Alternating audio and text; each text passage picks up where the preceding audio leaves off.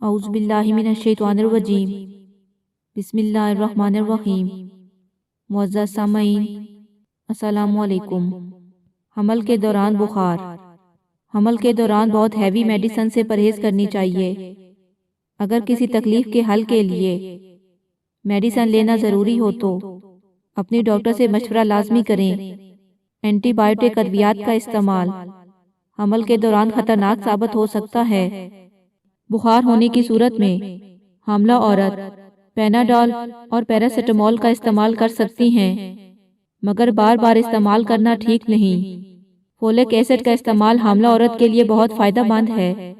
خالی پیٹ کبھی بھی کوئی میڈیسن استعمال نہ کریں۔ حاملہ عورت کے لیے ضروری ہے کہ حمل کے دوران ہلکی پھلکی واک کریں اور صحت مند خوراک کھائیں۔